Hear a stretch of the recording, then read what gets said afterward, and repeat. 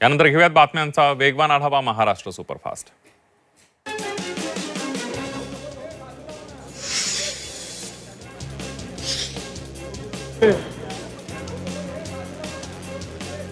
अमृतसरमध्ये गिरीश महाजन यांनी केलेल्या एका विधानानं नवा वाद निर्माण झाला. ऑपरेशन ब्लू स्टार हा काळा दिवस असल्याचं विधान गिरीश महाजन यांनी केलं. दरम्यान यानंतर विरोधकांनी त्यांच्यावर टीका केली. गिरीश महाजन यांना काही कळत नाही, त्यांच्या पक्षातून हकालपट्टी करा असं पत्रक मोदींना लिहिणार असल्याचं संजय राऊत यांनी म्हटलंय.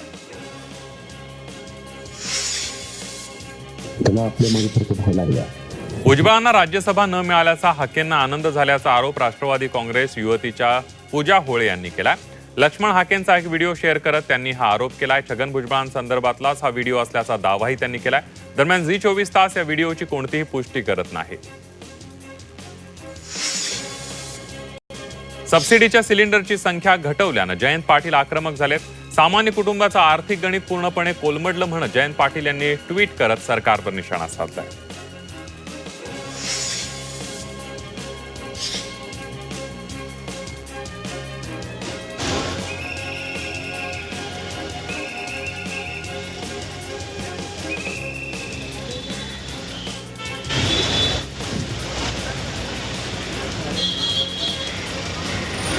मुंबईमध्ये मंत्रालयाबाहेर नागरिकांनी मोठ्या रांगा लावल्याचं पाहायला मिळालं. मंत्रालयात प्रवेशासाठी नागरिकांनी मोठी गर्दी केल्याचं दिसलं.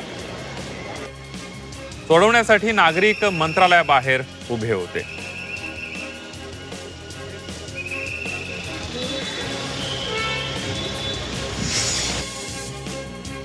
माजी आमदार विप्लव बाजोरे यांना दिलासा मिळालेला नाही आहे. बाजोरे यांची याचिका सुप्रीम कोर्टाने फेटाळली आहे. अमरावती स्थानिक स्वराज्य संस्थेच्या निवडणुकीमध्ये प्रतिज्ञापत्रावरील त्रुटीच्या आरोपानंतर निवडणूक निर्णय अधिकाऱ्यानं विप्लव बाजोरे यांचा अर्ज रद्द केला होता.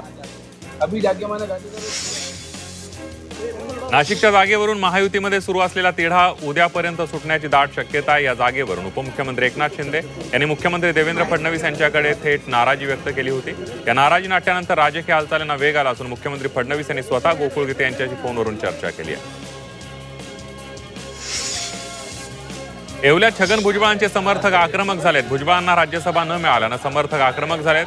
भुजबळ साहेब निर्णय घ्या अशा आशयाची बॅनरबाजी येवल्यात पाहायला मिळाली.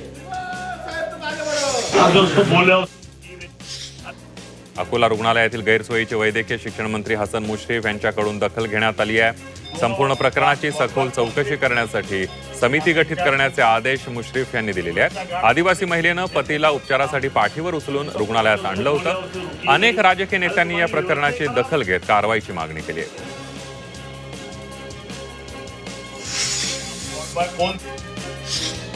नीट पेपर लीक प्रकरणातील आरोपी मनीषा वाघमारेला कोर्टाकडून झटका देण्यात आलेला आहे. राऊज एव्हेन्यू कोर्टानं तिची जामिनाची याचिका फेटाळून लावली आहे. वाघमारेने आपल्या विरोधात ठोस पुरावे नसल्याचं आणि खराब आरोग्याचं कारण देत जामिनाची मागणी केली होती, पण सीबीआयनं या जामीन अर्जाला न्यायालयात जोरदार विरोध केला. टँकर संपाचा मुंबईच्या लाईफलाईनला फटका बसलाय. मध्य आणि पश्चिम रेल्वेवरील प्रवाशांना संपाचा फटका बसलाय. मुंबई सेंट्रल स्थानकावरील पाणी पुरवठ्यात सुमारे 20% घट झालेली आहे.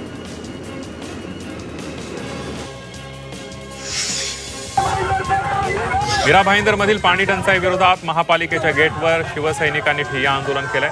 वारंवार होणाऱ्या पाणी टंचाईमुळे नागरिकांना मोठा त्रास सहन करावा लागतोय. शहरातील प्रत्येक भागात नियमित आणि पुरेसा पाणी पुरवठा करावा या मागणीसाठी आंदोलन करण्यात आलं. महापालिकेत प्रवेश नाकारल्यानं गेट बाहेरच कार्यकर्त्यांनी ठिय्या मांडलाय.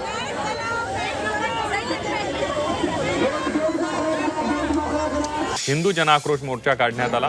आमदार संग्राम जगताप, आमदार सत्यजित देशमुख यांच्यासह हिंदुत्ववादी नेत्यांच्या प्रमुख उपस्थितीमध्ये आरळा गावातून हिंदू जनआक्रोश मोर्चा काढण्यात आला.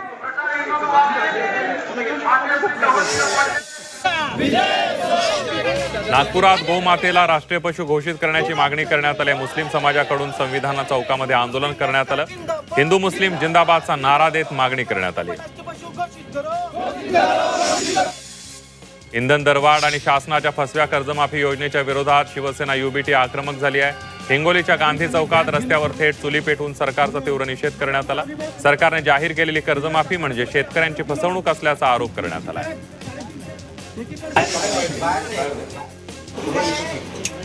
नाशिकच्या मनमाडमध्ये डॉक्टरांच्या हलगर्जीपणामुळे नवजात बाळाचा मृत्यू झाल्याचा आरोप नातेवाईकांनी केलाय. नातेवाईकांनी हॉस्पिटलमध्ये गर्दी करत गोंधळ घातला.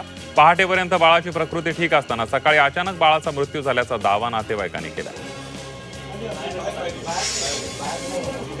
नवी मुंबई आंतरराष्ट्रीय विमानतळाच्या वादाचे मंत्रिमंडळ बैठकीमध्ये पडसाद उमटले. छत्रपती शिवाजी महाराजांच्या पुतळ्याच्या अनावरण सोहळ्याला उपमुख्यमंत्री एकनाथ शिंदेंना निमंत्रण न दिल्यानं शिवसेनेच्या मंत्र्यांनी मुख्यमंत्र्यांवर नाराजी व्यक्त केली आहे. मुख्यमंत्र्यांनी प्रकरणाची गंभीर दखल घेत चौकशीचे आदेश दिल्याचं सांगितलं. भिवंडीतील भारत कॉलनी चंदनबाग या भागातील मुख्य रस्त्याचं काँक्रिटीकरणाचं काम मंजूर करण्यात आलंय. रस्त्यासाठी स्वतःच्या मालकीची जमीन देणाऱ्या चौधरी कुटुंबियांकडून विकास कार्याचा शुभारंभ करण्यात आलाय. रस्त्यासाठी जमीन उपलब्ध करून देणारे चंद्रकांत चौधरी, जयेंद्र चौधरी, विनायक चौधरी नागरिक मोठ्या संख्येनं उपस्थित होते. जालन्यात 108 कोटींचा सांडपाणी शुद्धीकरण प्रक्रिया प्रकल्प निधीअभावी रखडलाय. महापालिकेनं कंत्राटदाराला 108 पैकी 94 कोटी अदा केले आहेत. शहराबाहेर 108 कोटींच्या सांडपाणी शुद्धीकरण प्रक्रिया प्रकल्पाचं काम सुरू करण्यात आलं होतं. दरम्यान कंपनीला ब्लॅकलिस्ट करणार असल्याचा इशारा स्थायी समिती सभापतींनी दिला. मावळमधील एका कंपनीत गॅस गळतीची गंभीर घटना घडलेली आहे. या 2 जणांचा मृत्यू झालाय तर 1 जण गंभीर जखमी आहे. कंपनीतून कार्बन डायऑक्साईड गॅसची गळती झाल्याची माहिती आहे. घटनेची माहिती मिळताच कंपनी प्रशासन, MIDC सुरक्षा यंत्रणा आणि पोलीस घटनास्थळी दाखल झाले असून आवश्यक खबरदारीचे उपाय करण्यात आले. शहापूर तालुक्यातल्या ग्रामपंचायत पाषाणेमध्ये पाणी टंचाईची समस्या आहे. गेल्या अनेक महिन्यांपासून तिथल्या नागरिकांना पिण्याच्या पाण्याच्या गंभीर समस्येला सामोरं जावं लागतंय. ग्रामस्थांना नळ पाणी पुरवठा योजनेचा लाभ आहे, परंतु वाडीपर्यंत अद्याप पाणी पुरवठा योजना पोहोचली नाही आहे. त्यामुळे स्थानिक नागरिकांमध्ये असंतोष आहे. साईंच्या शिर्डीमध्ये भाविकांच्या आरोग्याशी खेळ सुरू असल्याची बातमी झी24 तासनं दाखवली होती. दुकानांवर अगदी निकृष्ट दर्जाचे पेढे विकले जात असल्याचं झी24 तासनं उघड केलं होतं. साई भक्तांना अक्षरशः बुरशी लागलेले पेढे विकले जात होते. तसंच पेढ्यांच्या पाकिटावर पॅकेजिंग एक्सपायरी अशी कुठलीच डेट दिसत नव्हती. दरम्यान झी24 तासच्या बातमीनंतर आता अन्न व औषध प्रशासनानं दुकानांवर छापे टाकलेले आहेत. संत ज्ञानेश्वर महाराज यांच्या पालखी मार्गाच्या कामामध्ये मुरमाऐवजी मातीचा वापर करण्यात आलेला आहे. वाखरी ते पंढरपूर या रस्त्याचं काम NHAIच्या मार्गदर्शनाखाली सुरू आहे.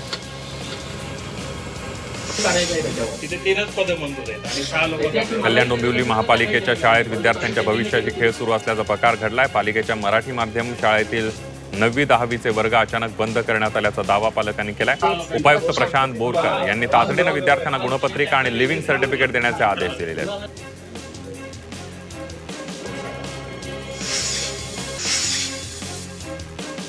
पावसाळ्याच्या पार्श्वभूमीवर मुंबई महानगर प्रदेश विकास प्राधिकरणानं मुंबई मेट्रोकरिता आराखडा कार्यान्वित केलाय. मुसळधार पाऊस, वादळी वारे आणि प्रतिकूल हवामानाच्या परिस्थितीतही प्रवाशांना सुरक्षित अखंडित मेट्रो सेवा मिळावी या उद्देशानं ही तयारी करण्यात आली आहे.